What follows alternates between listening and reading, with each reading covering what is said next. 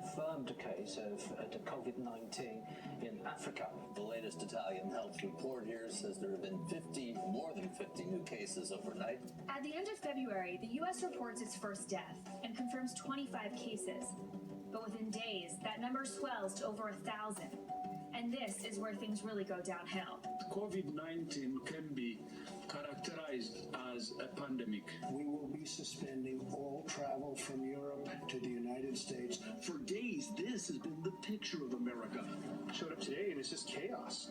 Shortly after President Trump declares a state of emergency, We're fighting the White House for coronavirus toilet task paper. force You know tells what? people to avoid For our bars, oldest restaurants, and grandkids, groups of more they'd than be 10 like, back people. in my They day, call it we called fought for 15 toilet days to paper. slow the spread. With several weeks of focused That's true, activity, though. turned the corner quickly. Or we still think we're, Start we're closing old. schools and We announcing think our stay-at-home grandma's old. orders. We're gonna be in the history books. Heck yeah. Simply stay at home. Well, that was Mom's In late birthday. March, Congress signs off on a massive $2 trillion stimulus Wow, it's already bill been as New York almost a emerges year. as the global epicenter of the outbreak. In the New York area, a lot of hospitals are already running out of beds, masks, supplies, and testing materials. If you don't have a healthcare crisis in your community, please come help us in New York now. The FDA approves the first COVID rapid test on March 27th, but they later warn it can produce inaccurate results.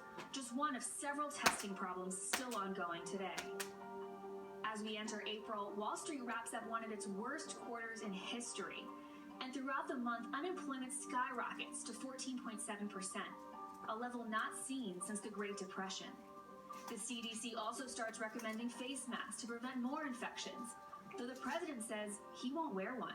I know, right? Personally, It wasn't the first time he downplayed the seriousness of the virus. it's one person coming in from January China, 22nd, my birthday. and we have it under Yep. control. One day it's like a He didn't. He was saying it's all lying.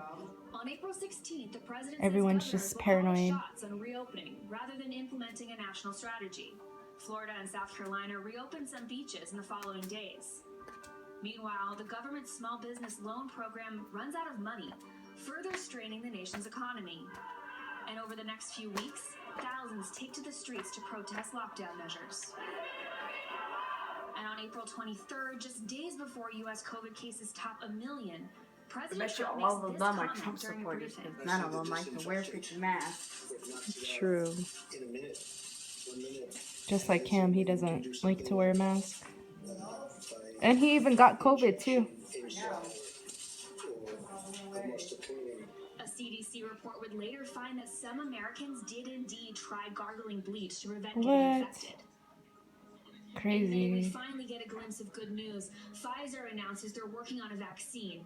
And Oxford and Moderna publish promising early results. The White House also establishes Operation Warp Speed to give a boost to vaccine distribution once they're approved. That means big and it means fast. At this point, daily cases start to fall ever so slightly, and deaths also significantly decrease.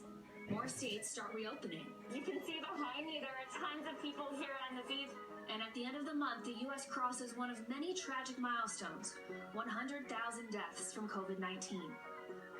By the middle of June, infection levels start rising again in nearly half of U.S. states.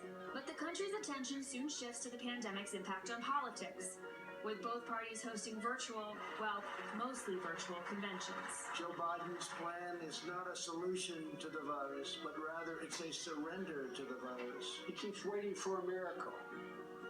Well, I have news for him. No miracle is coming. Into the fall, two major milestones. The U.S. hits 200,000 COVID deaths, but across the world, over 1 million have lost their lives. Americans also increasingly rely on food banks as unemployment numbers remain twice as high as pre-pandemic levels. And on October 2nd, The President of the United States and the First Lady have both tested positive for the coronavirus. President Trump is expected to walk out of the White House and board Marine One for the short flight to Walter Reed Medical Center. It's a stunning development in a year that has been full of them, a year dominated by a pandemic. President Trump spends 3 days in the hospital recovering from coronavirus, returning to the White House with this message. Maybe I'm immune, I don't know. But don't let it dominate your life. Cases start climbing once again as we approach the election. We have a vaccine that's coming, it's ready, it's going to be announced within weeks, and it's going to be delivered. What I would do is make sure we have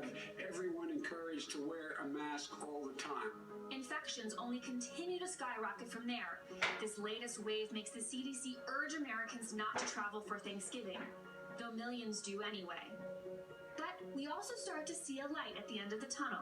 A vaccine developed by Moderna showing a 94.5% efficacy rate. Pfizer now says its vaccine is 95% effective. The preliminary results published today by Oxford University show 70% effectiveness. But as we inch closer to 2021, the U.S. is reporting record numbers of daily cases, deaths, and hospitalizations. But ICU beds across the entire state, not just here at this hospital, but across the entire state, there are only 170 beds available, and that's in a state of nearly 7 million people. But this time around, there aren't nearly as many stay-at-home orders, despite infection levels averaging 6 times higher than what we saw in April. And although the rollout of the first vaccines began earlier this month, we will likely have to wait well into 2021 before the world is protected from coronavirus. The year in politics no one saw coming. Have a great year. It all started out so normal. I'm suspending my campaign for president. A huge Democratic field narrowing with a diversion from the trail to the trial of an impeached president. The president, acquitted of abusing power and obstructing Congress. Not purposely, but I've done things wrong. But this is what the end result is. February is all about results, kicking off with a caucus. On the Iowa caucus. The snowy Saturdays, endless selfies, all very familiar, en route to an unfamiliar finish. 0% after 10 o'clock on the East Coast. Absolute chaos and confusion in the state of Iowa as technical issues overshadow the first votes of the presidential election. The losers were clear. I am not going to sugarcoat it. We took a gut punch in Iowa. The winners, not so much. Still, the campaign trudged on. No offense, Iowa, but it's been kind of cool tonight to see who people voted for. Thank you, New Hampshire. Joe Biden's campaign looking all but done.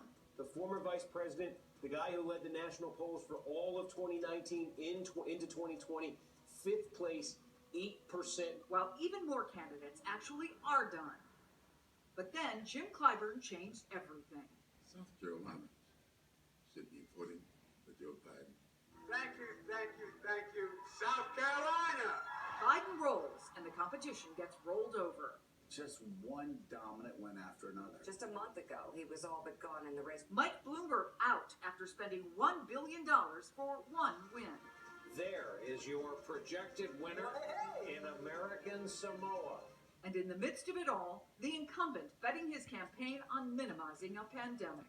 When you have 15 people, and the 15 within a couple of days is going to be down to close to zero,